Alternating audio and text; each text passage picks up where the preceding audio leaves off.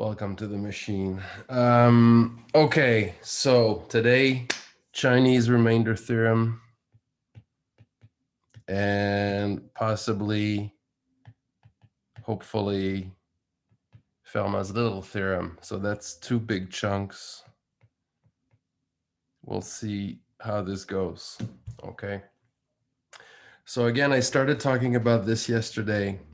What we want to do is to solve systems of congruences of the following form. So I gave you an example, but suppose that you are asked to find an x which is congruent to mod 3, and I'll take this example again after I prove the theorem, state and prove the theorem, and I'll show you how to actually use the proof to solve these systems. So I want to find an x, an integer, which is congruent to 2 mod 3, congruent to 3 mod 5, and also congruent to 2 mod 7. So find such an x. Does it exist? The Chinese remainder theorem will tell us that yes, there is a solution, and it is unique up to a certain point. But for this, we need some conditions to be satisfied, and I want to point this out immediately. Notice that we're looking at mod 3, mod 5, mod 7. These happen to be 3 prime numbers, which will often be the case. It doesn't have to be. But for the existence of the solution, we need some minimal conditions on these moduli. And so think about this. So let's just, I just want to, before I state the theorem, so notice these are pairwise relatively prime. In fact, it's more than that. They're all prime numbers here. But so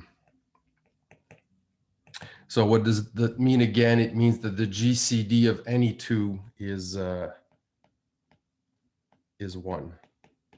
right? And this is something that will be required for the existence of a solution. And I'm going to show you very, very quickly why this is needed, okay? So notice that if I ask you, can you find an x which is congruent to, okay, let's make this up, but let's say which is congruent to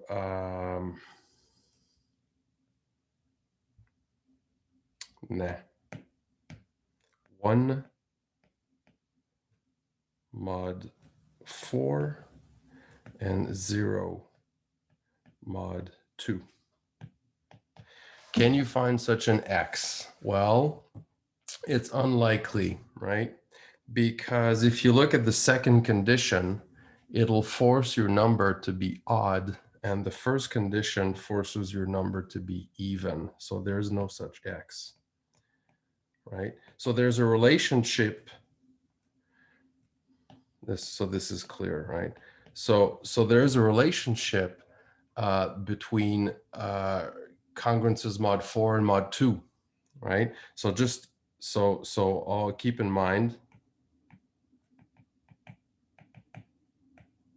that if x is congruent to, let's say, a mod m,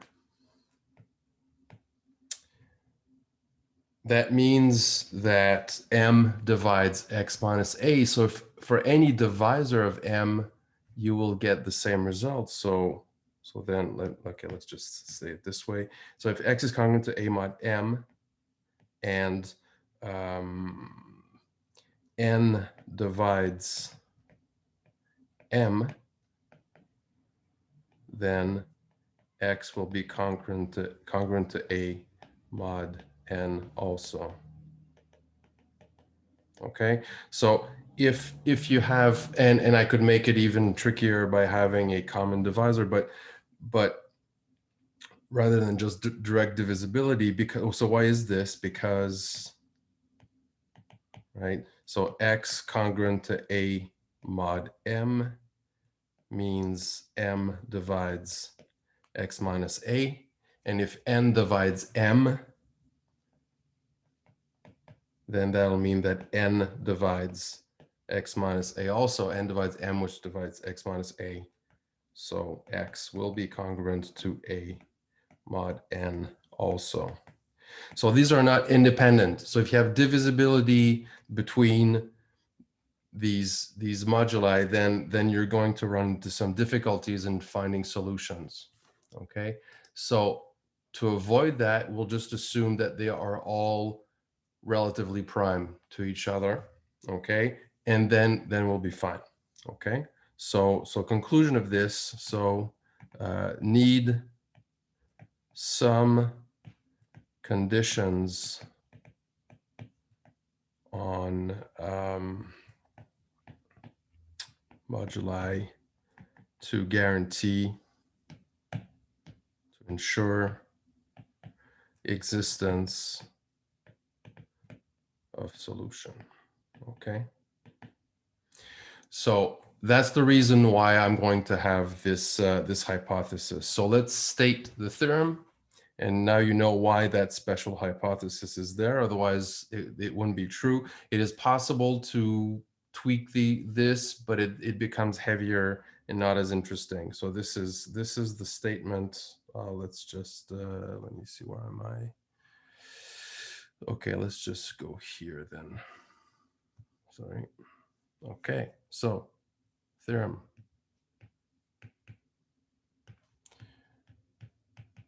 Chinese remainder theorem. And I'm, it's not going to be very elegant in the notes, but I'm going to try to give you the intuitive idea with an example between the statement of the theorem and the proof. So you can, if you want, after that, you can cut and paste to rearrange the notes so it's more elegant. But I want to give you the intuitive idea behind the proof, and then do it. Okay. So here's the theorem. So we start with integers m1 to mn, which are positive integers, and they are pairwise relatively prime. Okay, so that means they don't, any pair of them does not have any common divisors. Why do we have that? I've shown you an example that if you don't have something like that, then it's trickier to get existence of the solution. Okay, then I choose any integers whatsoever, a1 to an. Okay, then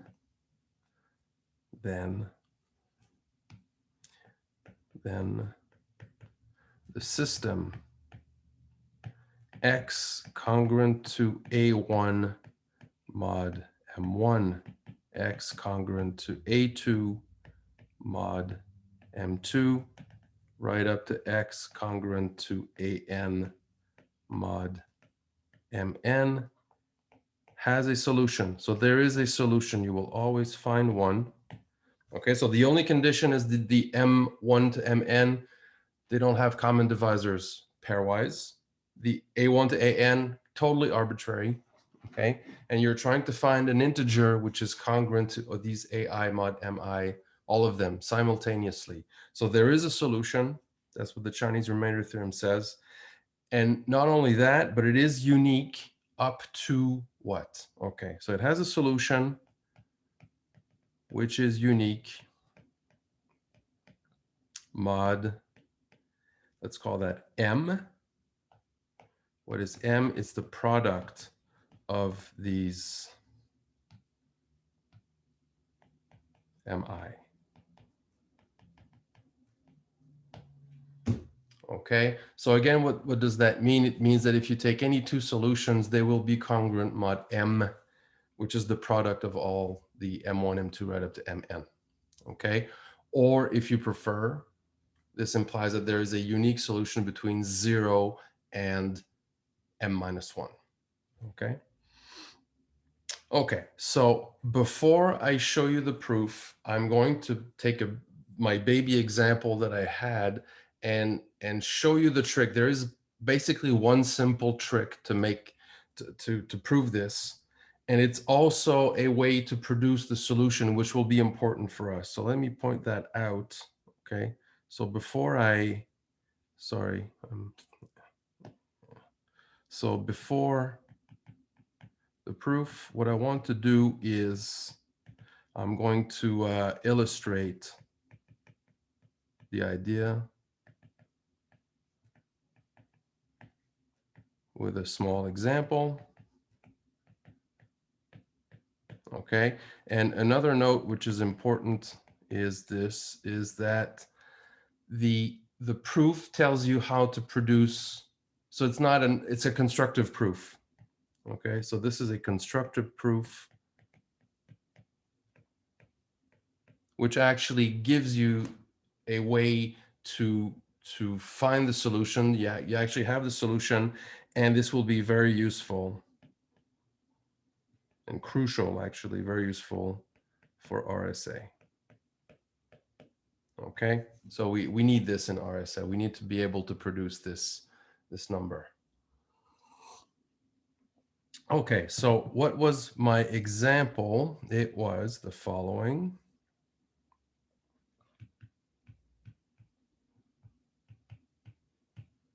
I'm not going to complete the whole thing. I will show you the idea, prove the theorem completely, and then finish the example after that. Okay. Baby example is this: x congruent to 2 mod 3, x congruent to 3 mod 5, and x congruent to 2 mod 7. Okay, so here you see that M1 is 3, M2 is 5, M3 is 7. They are obviously relatively prime pairwise. This is clear. They're all primes, pairwise, relatively prime, right? A1, A2, A3 are 2, 3, and 2. 2, 3, 2. These are completely arbitrary. We can choose anything we want. So the Chinese remainder theorem says that you can find an x like this, and it is unique mod little m.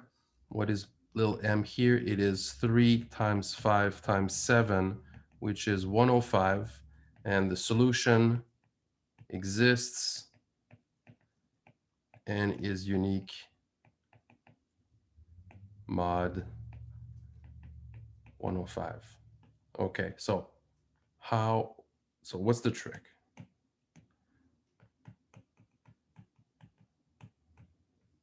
Okay, the trick is fairly simple once you know how to do it. Okay, consider the following numbers.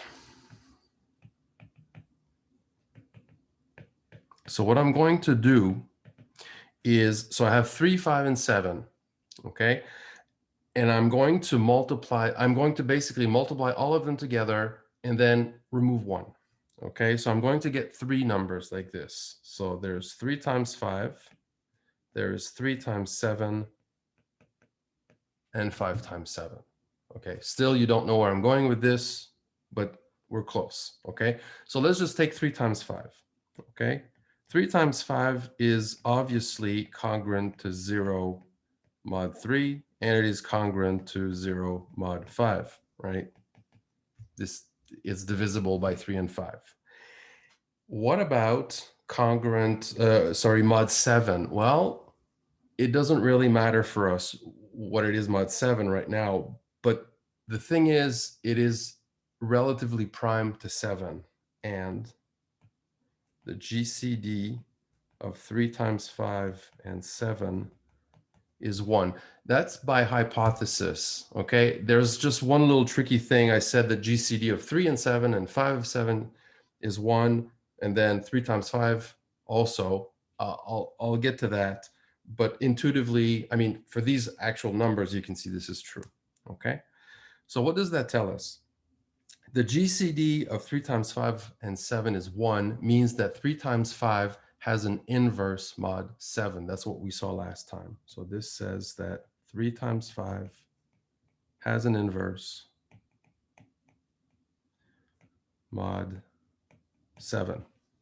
Okay? Let's call it A bar, just like I did last time, okay, yesterday. So call it A bar. I don't want to compute it. That's not my point here. I'm going to compute that after the proof. Okay. What I wanted to do here is just illustrate what the proof is. Okay. So if you multiply 3 times 5 by A bar, you get 1 mod 7. Okay. So A bar times 3 times 5 is congruent to 1 mod 7. Okay.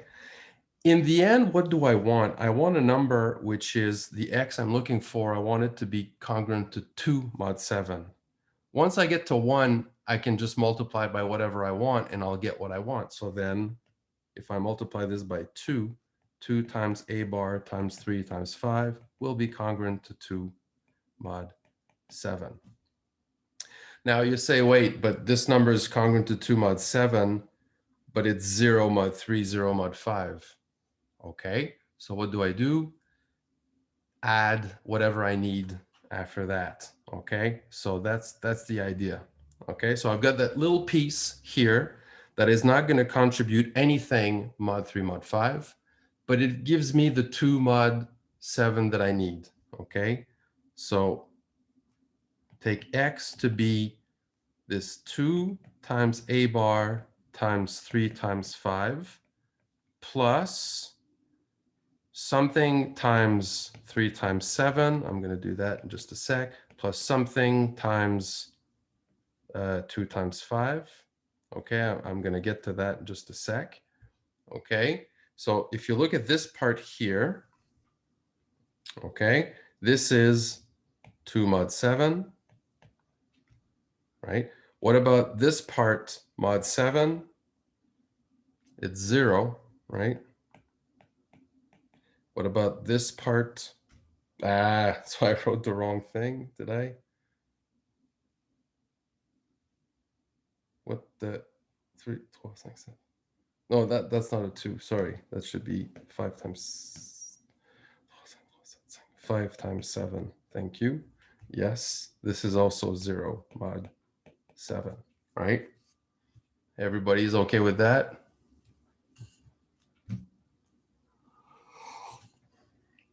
I see the little thumbs up. Okay. All right. So I've got 3 parts. My first part is 2 mod 7. I built it that way. And the other parts I haven't dealt with really up to now, but the 7 that multiplies each gives it 0 mod 7. So the whole thing must be 2 mod 7. Now, if I tweak this part in the same way I did the first, I'll be able to get my mod 5 part now. Okay, I'm not doing a super good job right now in explaining this, I'm afraid. Okay, let's do this. Okay, so this is the first part. This will be the second part. This will be the third part. So now we've dealt with the first part. Consider 2 now. Okay, this thing is 0 mod 3 mod 7. What about mod 5? So this is where I want to get something going, mod 5. Okay, so 3 times 7, okay, is relatively prime to 5. So the GCD of 5 and 3 times 7 is 1. So there exists an inverse of 3 times 7 mod 5. Okay, so I can multiply 3 times 7 by some number that will give me 1 mod 5, And then if I'm looking for, let me go back up, I'm actually going for 3 mod 5. So if I multiply, multiply 3 times 7 that by this inverse, let's say, call it B bar, and by 3. And what do you get? 3 times B bar times 3 times 7 will be congruent to 3 mod 5. Right? So you go to 1 by multiplying by the inverse, then you multiply by whatever you need to get. So here we needed 3, so we just multiply by 3. So this middle part now is congruent to 3 mod 5. And the other two pieces, the first one and the third one, are 0 mod 5. So they don't contribute anything mod 5. So X is congruent to 3 mod 5. Okay? So 1 and 3 are congruent to 0 mod 5. 2 will be congruent to 3 mod 5. So X will be congruent to 3 mod 5. Okay? And you do the same for each piece. It's exactly the same. So same trick for 3.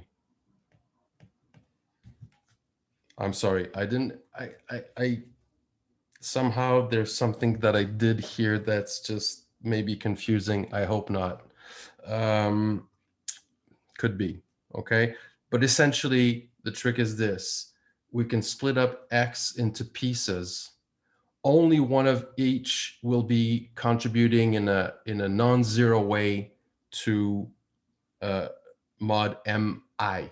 So let's say 5, there's only one of those pieces that contributes mod 5. The others are all 0 because the thing is divisible by 5.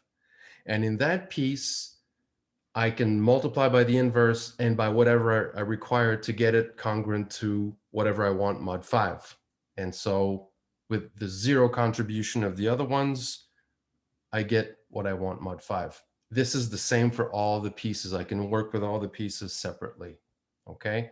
I think what doesn't help here is that I have only 3 pieces. With 4 pieces, I think it would be slightly clearer, but it gets bigger. So in any case, what I will do now is hopefully you get some sort of feeling for the proof, because that's the proof. I'm just going to formalize it in general. And then after that, I will use the proof to compute examples. Okay. All right. So let's do the general proof. I'll just take my, sorry, I'm scrolling and where's my statement? It's here.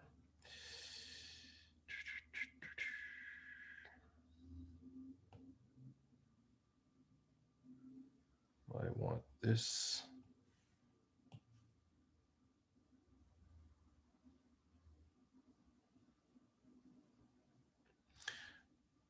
Let's paste that here. Okay. I don't know. My energy level today is just really low. Okay, so here's the proof of the Chinese remainder theorem.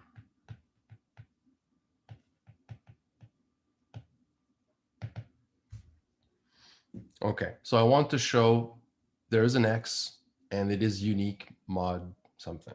Okay, so the first part of the proof is existence, and it's constructive. I'm going to produce the X exactly like I told you earlier in my baby example, maybe not in the best, clearest way, I'm sorry, but that's the idea. Okay, so here we go. So we are going to give a name to this product. I've already given it a name, but little m is the product of all these mi's, 1 to n. Okay. So what was so each piece, I said you multiply all the m1 to mn, but you remove one of them. Okay. So let's call these big mk. So what's big mk? It's the product of all the little mi's except the kth one. So you can write it as m divided by mk, which is the same. This is m1 times m2 right up to mk minus 1. You remove the kth one, right? Okay, so it's the product of all these numbers except the kth one. Okay, so observe this, fact 1. The GCD of big MK and little mk is 1. Okay, so the big MK is like my 3 times 5 and my 3 times 7, my 5 times 7. These are the numbers. Okay, so I claim that the GCD is 1. Why is that? Okay, well, because we know that all the little mi's, they have no common divisors. Okay, so take a prime p. So if, and I take a prime because it's easier. Okay, so if p is prime and p divides this big mk, no. What is this big mk? It's the product of all the mi's other than mk. So this is m1, m2. I'm just repeating the same thing, but right? So what can you say about a prime that divides a product? It has to divide one of the factors, right? So if p is a prime and it divides this big product, it has to divide one of the factors. So p divides mi for some I, other than k, can't be k. But what's our hypothesis is that mi and mk have no common factors. So since the GCD of mi and mk is 1, that's our hypothesis, right? It means this p doesn't divide mk. It's not possible. Okay, so the prime divisors of big mk do not divide the little mk, so they can't have common divisors. So that's got to be true. I hope this makes sense. I hope this is okay. If not, just tell me. Let me know. Yep. All right. Good. Okay. So big MK, little MK, they are relatively prime. Okay. So that means I can find an inverse of big MK mod little MK. That's my goal. Okay. Thus, oh, that's fancy. Thus, there exists a YK such that YK MK is congruent to 1 mod little mk. So there is an inverse. We saw that last time. Okay.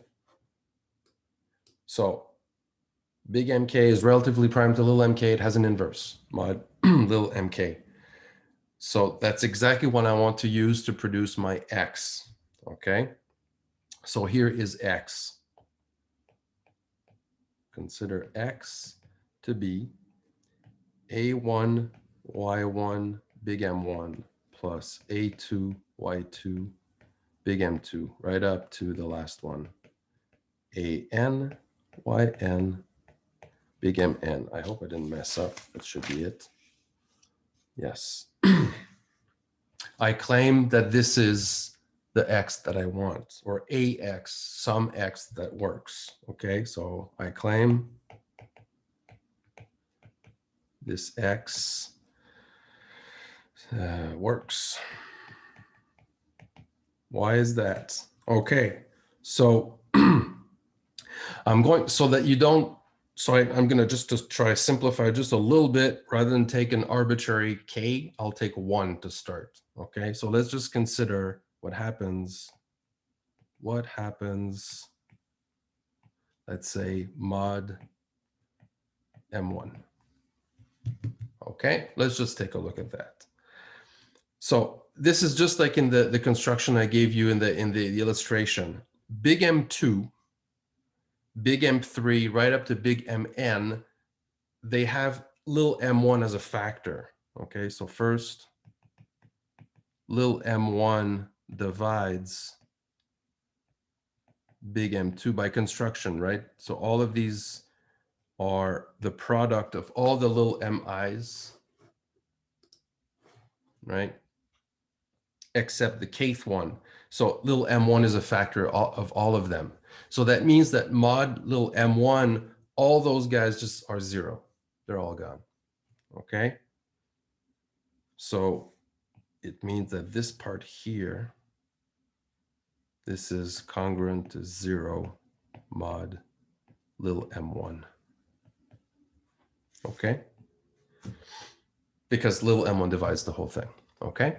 So now it means that the only interesting part mod m1 is a1, y1, big M1. And what is that? Well, by choice, y1, big M1, we chose y1 to make this 1 mod m1. So if I multiply by a1, this is congruent to a1 mod m1. Okay, so add up. So it means that x is congruent to 1 plus 0 plus 0. Not 1, sorry. A1 plus all zeros mod M1 as desired. Desired.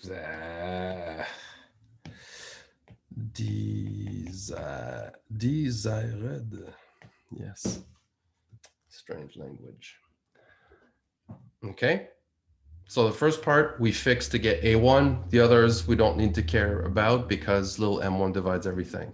Now, if you look at my argument for little m1, it is exactly the same argument for all the other ones. It's totally symmetric. Okay. So to just simplify, I did it for m1. So you don't get lost in indices, but the argument for any mk is identical. Okay, so it's exactly the same thing. So x satisfies each congruence equation.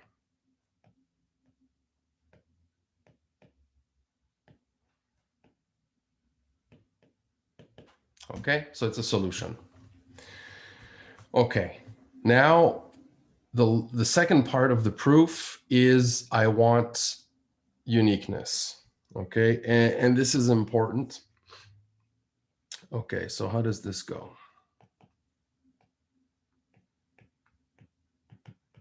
Okay, so what do I want to show? I want to show that if I have two solutions, let's say x and y, I'm using x, it doesn't matter if it's that x or any other.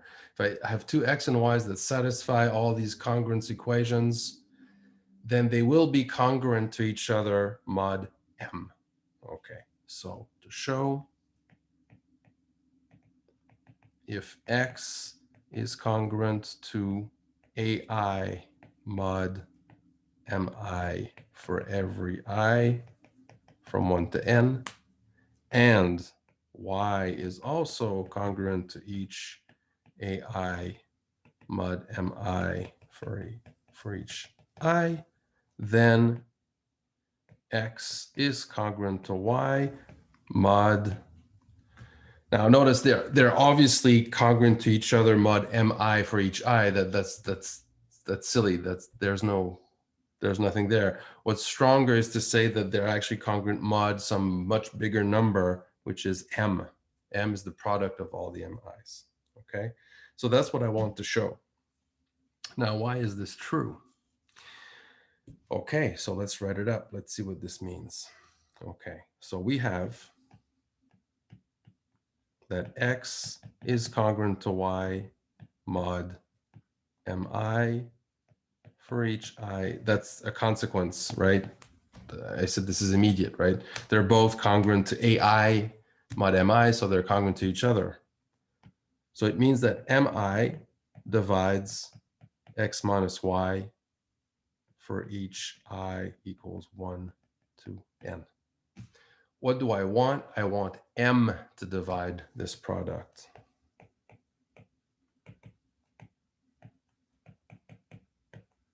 So why is this true? There is, in general, this will not be true, but our hypothesis is crucial here, is that these mi's are all relatively prime, pairwise. So that's the reason why this is going to be true. Now, this is an exercise that's been assigned. It's number 29. Okay, so this is true because, one, the GCD of these guys is 1. And 2, exercise, so that's not very satisfying. Exercise 20, 20, 20, 20,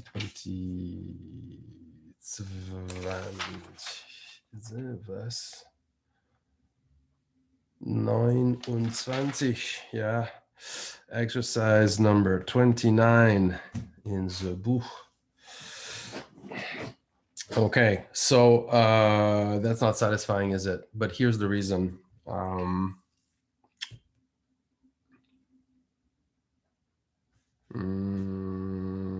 No, you figure it out. I mean, hint, use the following lemma that we saw earlier, which is that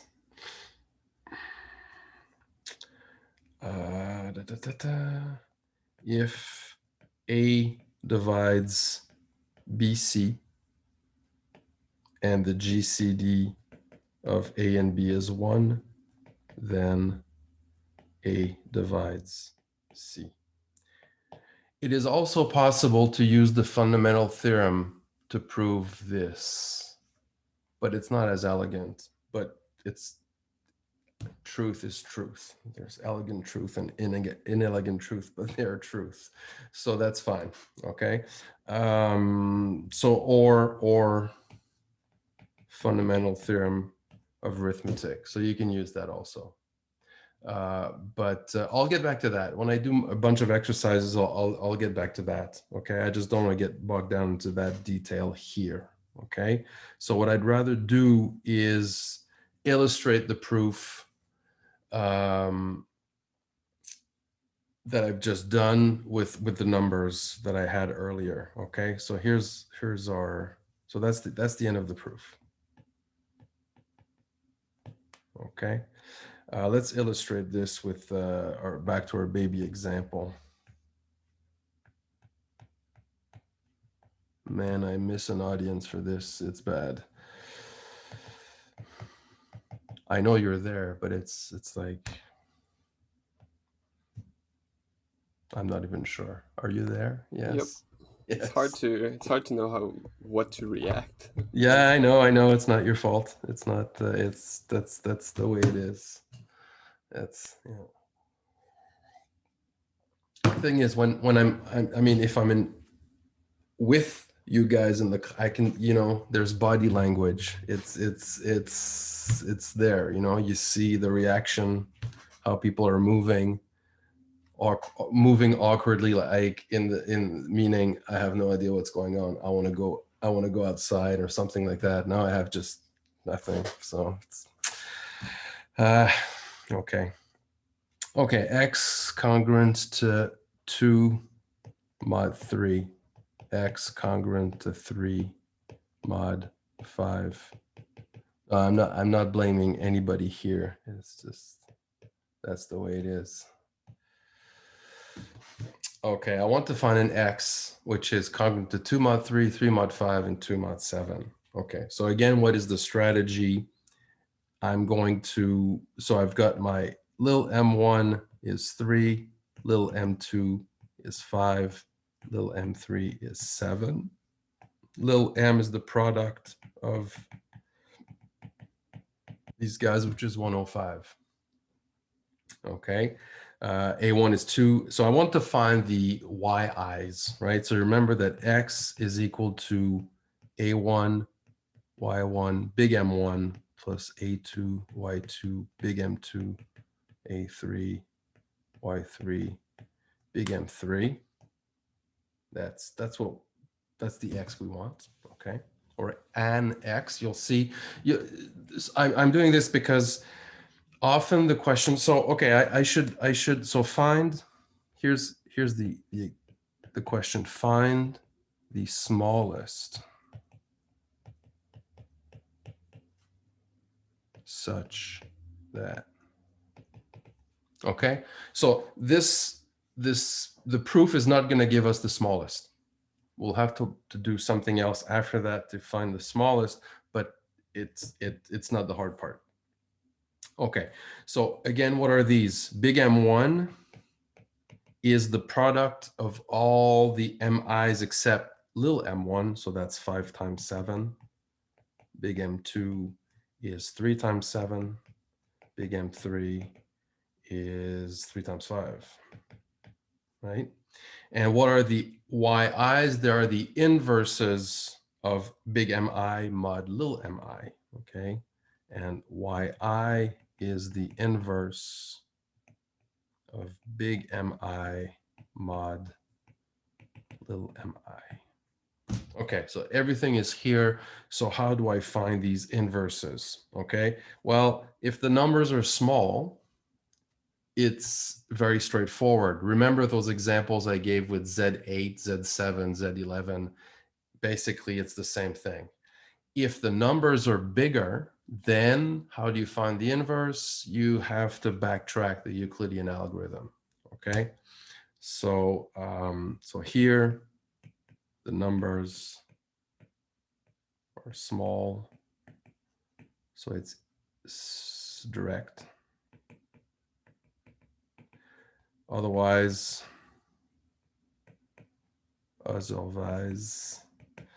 backtrack Euclidean algorithm. Okay, so general remark here. So let's start with big So M1. I have a question. Yes, please. It might be a dumb question, but why is M1 5 times 7 and M2 3 times 7 and 3 times 5? Okay, that's if you look at the okay. So why in the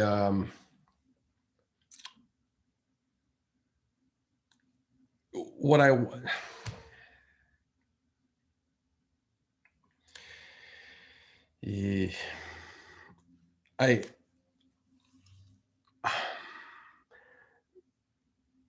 sorry, I'm not sure at what level this y is. At the very, I mean, the 0th level, y is that's the way we define them. One level up. Is it like you multiply all the things that are not in the index 1, like? Yeah. That's yes. Okay, that So okay. okay, Right. so Thank you. okay, so that's the yeah. MK is little m1, little m2, all these guys except the kth. No, yes. Like, okay, big MK is, it's little m divided by little mk. Yeah, okay. Is that, so that was your question. Okay, all right. Yeah, okay. So now I want to find the inverse. So I want to find the inverse of 5 times 7 mod little m1, which is 3. Okay, this is 35. So now we, yeah. So you have to be very careful with this. Okay, this is a common mistake I've seen. When I'm finding the inverse, I'm working mod 3. That's fine. So I can reduce everything I want mod 3. 5 times 7, if you reduce this mod 3, it's 2. Okay, so this is 2. right? I'm working mod 3 here. Okay, so what's the inverse of 2 mod 3? It's 2, right? So y1 is 2, since 2 times 2 is congruent to 1 mod 3. Okay, so 5 times 7 is 35. I can reduce that to 2. Mod 3 is the same. Okay. Okay. That's fine. But when I go back to my formula with x, I can't reduce that. This is really important. If you do that, you're going to mess up everything. Okay. So you can't do that. Okay. Next. Yeah. So next, I want to find the inverse of big M2 modulo 5. What is this? This is 3 times 7, right? 3 times 7, this is 21, which is congruent to 1 mod 5. So its inverse is 1. That's silly, right? So y2 is 1. That's fine. Okay. And finally, inverse of M3 mod 7. M3 is 3 times 5. That's 15, which is 1 mod 7. Okay. And so the inverse is 1. It's trivial. Okay. So when the numbers are small, this is like very, very simple. You just don't want to get lost in silly details. That's you have to take a step back, right? So what I've found are my values of y1, y2, and y3. It's 2, 1, and 1. Okay. So x, let's just copy this here.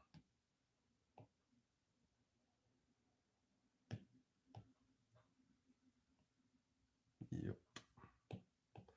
Do that. Oh, got junk.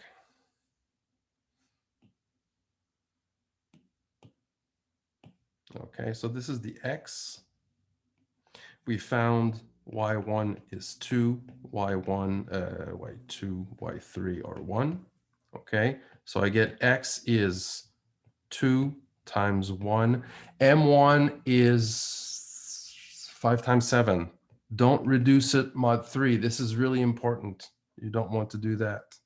Okay. Wait, why is it 2 times 1? It's 2 times 2, right? Yes, thank you. Okay, thank you. Yeah. The answer to why here is because I made a mistake. A2 is 3. Y2 is 1. M2 is 3 times 7. Right? And A3 is 2. Y3 is 1. And M3 is 3 times 5. This is x as given by the proof. Okay, so it's a constructive proof. It gives us this x, which will satisfy all the congruences that we are given, but it might not be the smallest integer. Okay, so this x satisfies all equations, but may not be the smallest. Okay, so now let's just compute the value of this x here and just see what we get. Okay, so this is 140 plus 63 plus 30. Is that it? That's correct. Yeah, which will give you, I'm going to cheat, 233. Okay, and you can check that it satisfies all the congruence equations we were given, but it's not the smallest. Now, what does the Chinese remainder theorem says? It says, so Chinese remainder theorem says solution unique mod 3 times 5 times 7, mod 105. Okay? Now 233 is bigger than 105, so that means I can find a number less than 105, which is congruent to 233, will also be a solution. So reduce 233 modulo 105 to get smallest solution.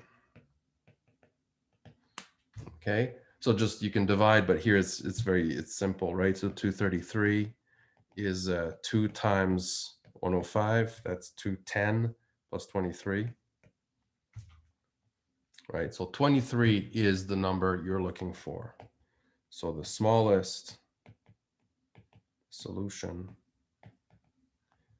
is 23. And let's just check, 23, I want 2 mod 3, that is correct, right? 21 plus 2. 23 is 3 mod 5, obvious. And 23 is also 2 mod 7. Yeah. Okay. Okay. So I did the computation. I mean, when you will understand the proof, which is the goal of this, you will in theory be able to compute these things, but I wanted to go through some details because so for example, what I said here, I didn't write it. Maybe I should have written it, but when I wrote X here, notice that I didn't reduce 3 times, so 5 times 7, 35. When I found its inverse mod 3, I reduced it mod 3. Yeah, that's legit. But you don't want to reduce that mod 3 in the expression for X. It has no bearing on this solution. If you reduce that mod 3, you're going to lose stuff mod 5, mod 7. Okay, so you really need to keep that in there. You can reduce at the end mod the product of all the mi's, and you should. You're probably going to be asked to find the smallest solution, so that's the way to do it. Okay, so yeah, there's lots of stuff, but if you spend a little time with it, it's not like hype super nasty, right? It's not the change of variable theorem in Cal 2, which is something completely different, right? Hopefully this makes sense. Is that any questions on this?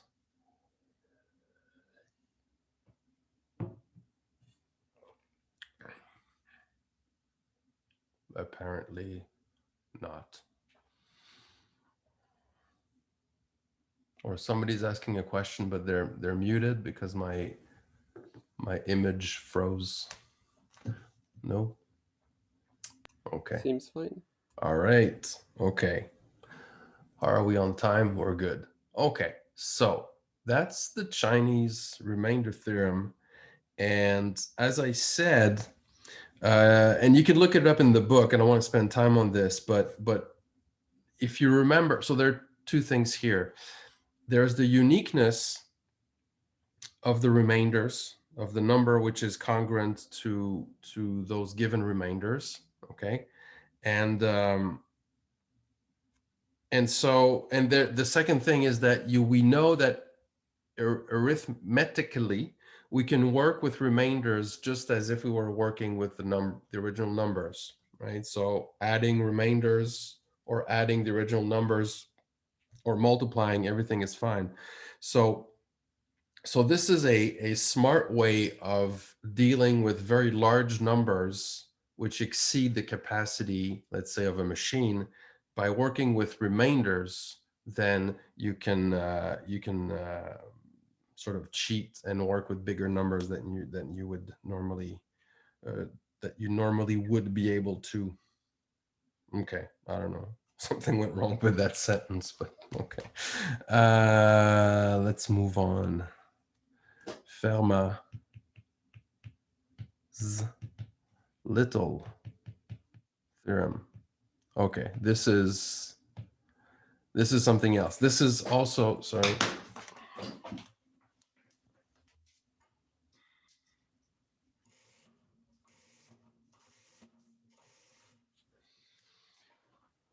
Okay, so Pierre de Fermat. Why is it little? Yeah, I'm getting there. Pierre de Fermat was a lawyer. So he did math in his spare time, which is kind of a joke. But I mean, professional mathematicians in the old days, there weren't that many of them. So you needed somebody to actually say, "Oh, I'm interested in math and I got lots of money. Here's money to do math." So he did math in his spare time, but he's one of the greatest mathematicians in history. He one of the inventors of probability theory. Um, he's one of the founders of calculus just before Newton. He got some really cool ideas. And most of all, he's a great number theorist. So he has a whole bunch of theorems. And this is one of his most famous ones.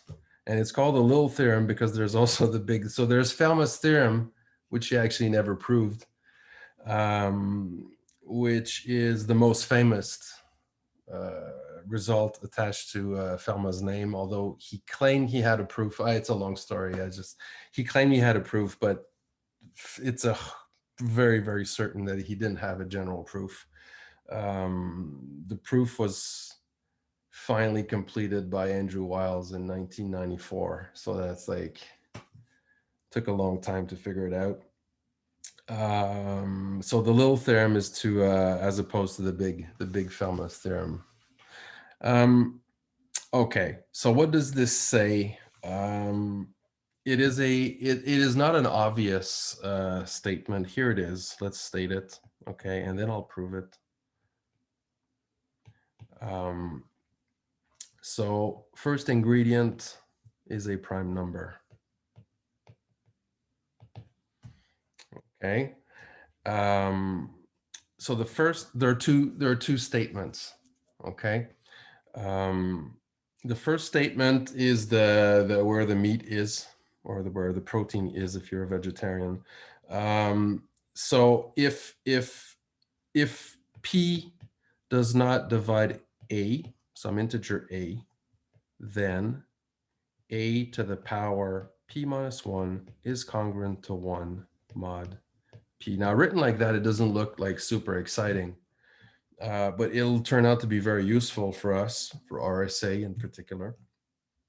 This is not an obvious fact at all. I mean, it's just like, this is, he must have played with numbers a lot to figure that one out. The second statement follows pretty easily from the second one. For any A, for any integer A. Yeah, I should, A to the P is congruent to A mod P. Let me just, okay, let P be a prime and A be an integer. Okay, so I'm going to, first of all, I'm going to prove the second part using the first part, okay? The second part is very, very easy once you have the first part, okay? The proof is really cool. I have to, I mean, there are tons of different proofs of this theorem. Yeah.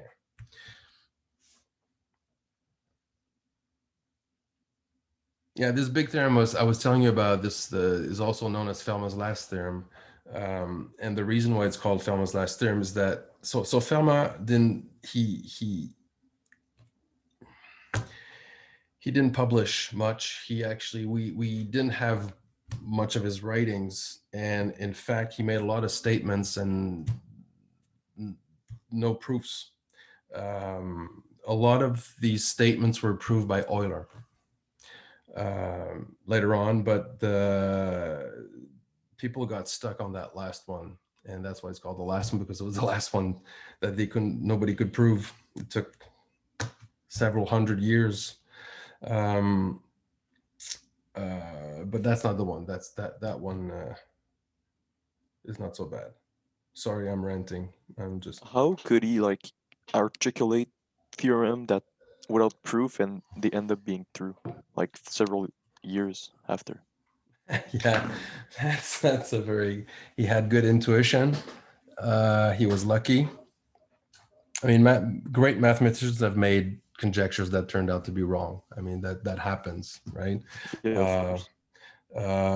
but yeah, it's a good question. Is he must have had some really okay. So Fermat's last theorem is a statement which is let's okay, let's just I'll come back to that. So Fermat's last theorem. If you take any three integers whose product is not zero, so none of them is zero, and for every n, no,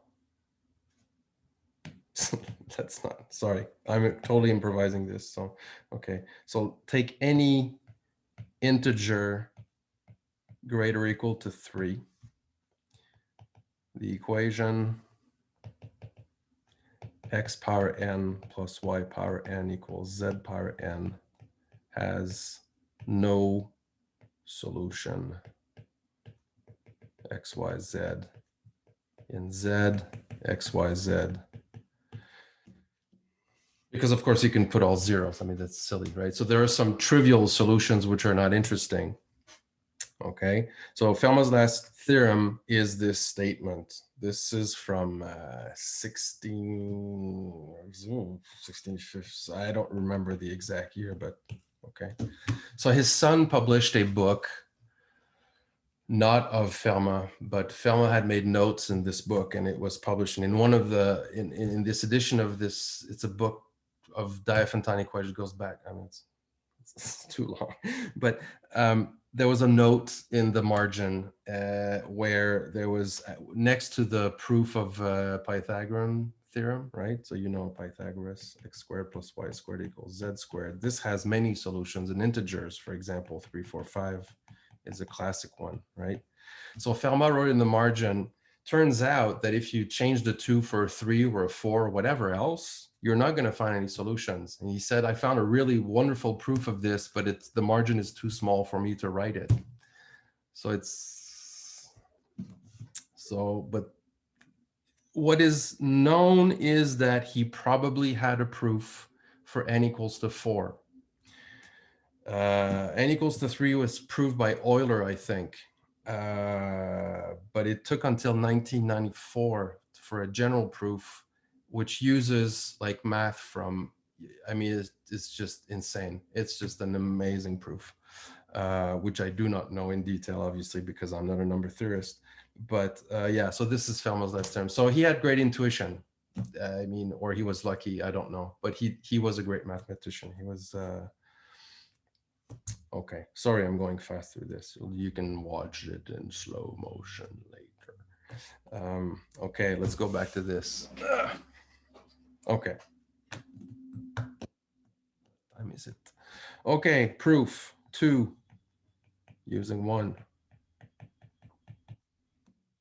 Okay. So I want to show that if you take any integer and you raise it to the power p, this thing is congruent to a mod p.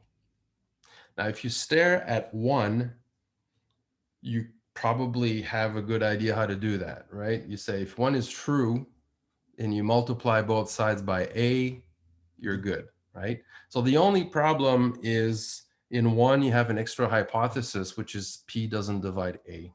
Okay, so if p does not divide a, use 1, a to the p minus 1 congruent to 1 mod p implies a to the p congruent to a mod p, multiply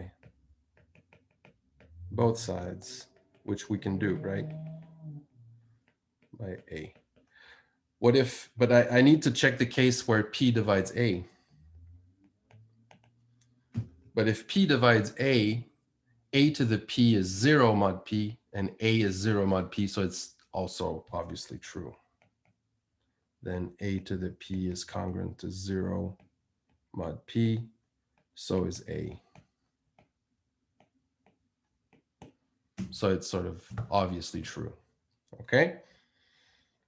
So 2 is a consequence, an easy consequence of 1, okay? So if you don't want to remember it, you don't, because it just follows really obviously from 1. 1 is really, really the key thing, okay? So now I would like to prove 1. If you know something like group theory, this is really easy, but then that's sort of circular, because if you know group theory, you know this already. So here's the elementary proof of Fermat's little theorem. Okay, so proof of 1. Okay, I want to prove that A raised to the power P minus 1 is congruent to 1 mod P if P does not divide A. This is what I want to prove. So let's start by considering the following numbers.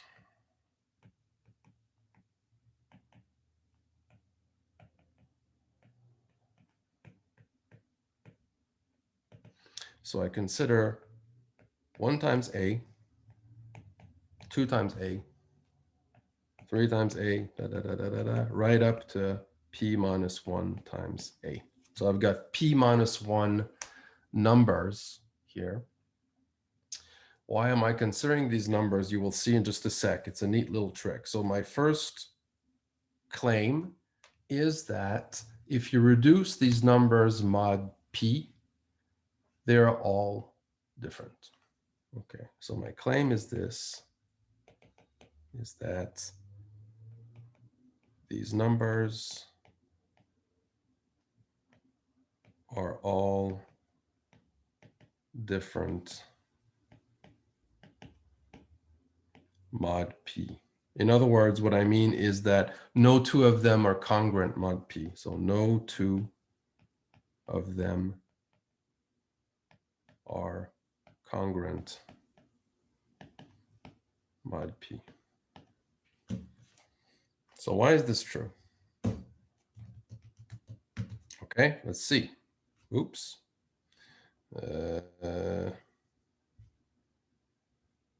I'm going to erase this, sorry. I'll have to take a screenshot from the video. Bye. Okay, so why is this? Why is this true? Okay, so look at these numbers, take the difference of two of these numbers.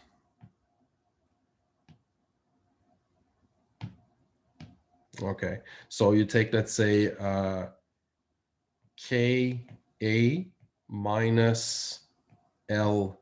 So I take 2 of them, I take their, so what, okay, so suppose they're congruent mod P. That means that P divides Ka minus La, right? That's the definition of being congruent mod P, which means that P divides K minus L times A. Ooh, I've lost people, man. I'm gonna go below 20 soon. That's bad.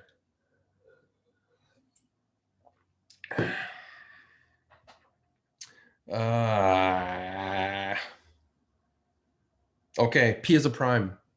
It divides a product. What can you say? There, loss. Oh, ooh. Extra marks for you.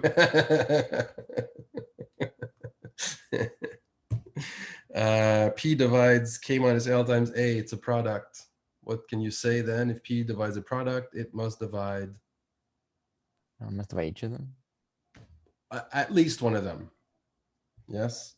Okay, so P divides K minus L, or P divides A. I have lost 2 more. God. Jeez. Okay. Why is this not possible? P does not divide A. Okay, no. That's our hypothesis. What about this? Is this possible? K and L are numbers between 1 and P minus 1, so their difference is a number between 1 and P minus 1. If you subtract them big minus small, this is not possible either. K minus L is too small. Right? So K and L are numbers between 1 and P minus 1. Okay. Oh, this is tough. Ouch. So that's why they're all different mod P. Exactly. So P cannot divide the difference between any two of them, because if it did, if you look at this little computation, it would have to divide either A or the difference of coefficients, but this is too small. Okay. So none of them are congruent mod P. Okay. That's, Yeah. you can go through the Thanks. argument. Yeah, again, if you want. Okay. So again, I've got 1 times A, 2 times A, right up to P minus 1 times A. They're all different mod P. Okay. And clearly none of them are, oh, somebody is coming back. Yes, good. Okay, so they're all different mod P, and obviously none of them are 0, right? And obviously none are 0 mod P, right? P cannot divide any of them for this by the same argument. Okay, so what does that mean? It means that if you reduce these guys mod P, you're going to get 1, 2, 3, right up to P minus 1. That's exactly what you're going to get. Okay, so consequently, to use big words, consequently, if I multiply all these numbers together,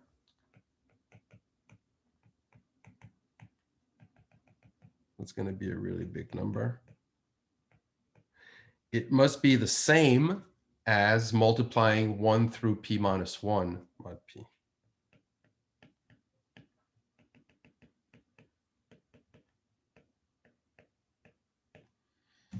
Okay, so I have P minus 1 different remainders mod P, so and none of them are 0, so they must be 1 through P minus 1 in some order. We don't know which is which, right? It depends on A, right?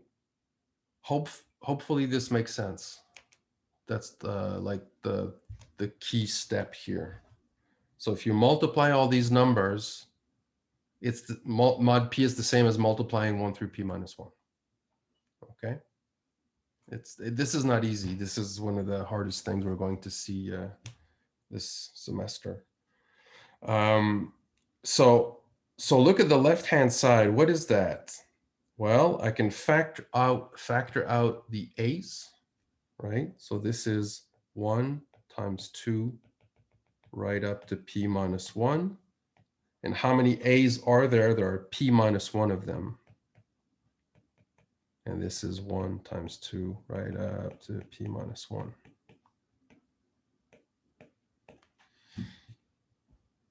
Is everybody okay with that? Yep. Yeah. I just, yep. Yeah, so for the second to last equation that you wrote, the one that 1 This times one? A. Yeah. Yeah. So on the right-hand side, that doesn't mean that like 1 times A is when reduced mod P is 1, right? They're not like. No, that's right. That's right. We don't know the order, but if you reorder, if you wish, 1 times A to, yeah, you're going to get 1 right through P minus 1. Correct. All right. Yes. Thanks. Yeah. Okay. So now let's just compact this a little bit. You see this is P minus 1 factorial times A to the P minus 1. And this is congruent to P minus 1 factorial mod P. Now, you know where we're going. We want to get that a to the p minus 1 is congruent to 1 mod p. And you look at this, you say, okay, all we have to do is get rid of the p minus 1 factorial. Can we do this? In general, no. We can't divide incongruences, but we can if the number is relatively prime, in this case, to p. And it is, right? So recall that if the GCD of A and M is 1 and AB is congruent to AC mod M, then we can cancel out. Then B is congruent to C mod M. Okay, so this is allowed.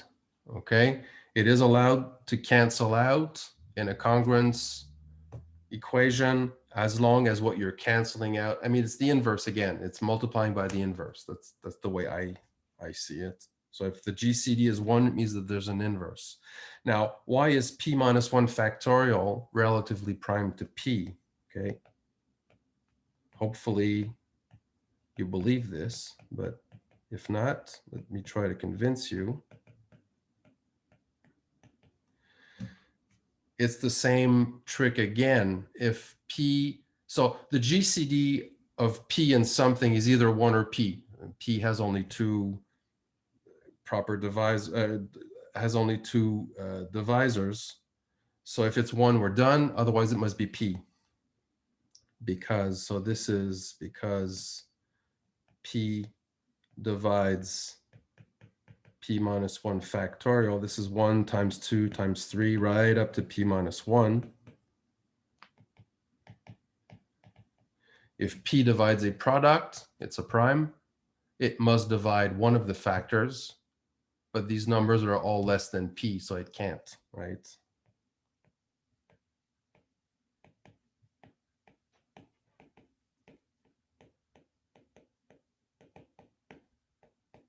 Right?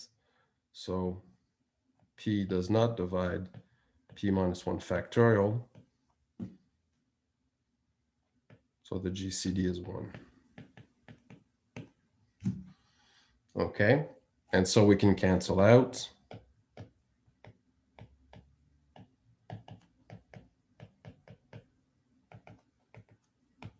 And a to the p minus 1 is congruent to 1 mod p.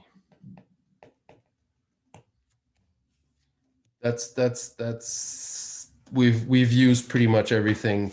We had to scrape everything we developed to get to that. Yeah. I know this is not easy.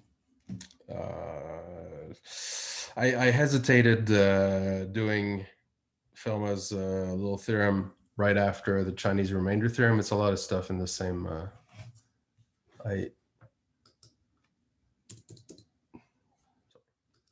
Okay, so what I'll do is next time I'll maybe go through this one again, just refresh your yeah, I know, man, it's tough stuff. Okay, but if you got a little bit out of it, that's good, and just reread it, rewatch it, whatever, and do exercises. This is crucial, and I will have the WebWorks out very, very soon. Tons of problems there.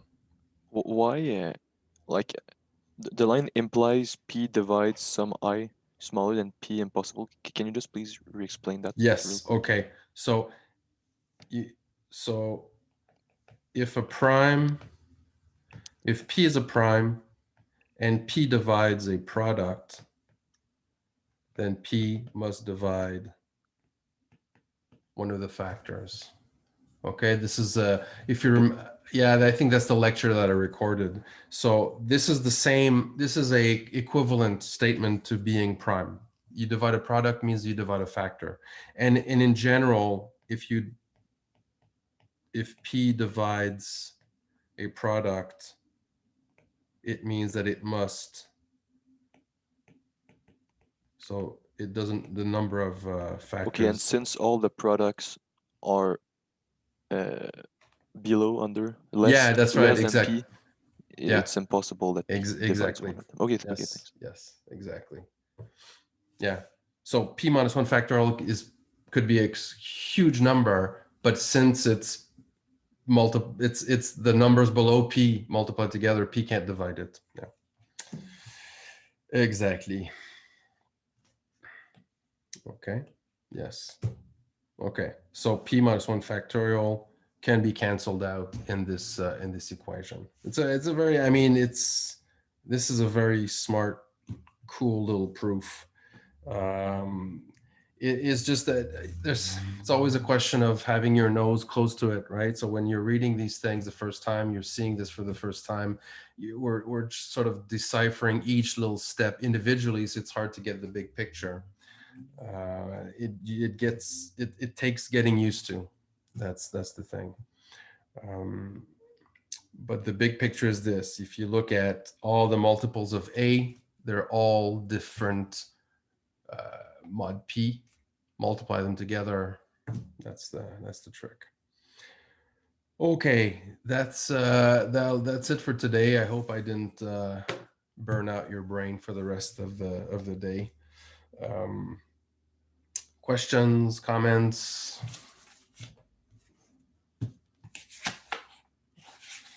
I'm not even done with 4.4, believe it or not.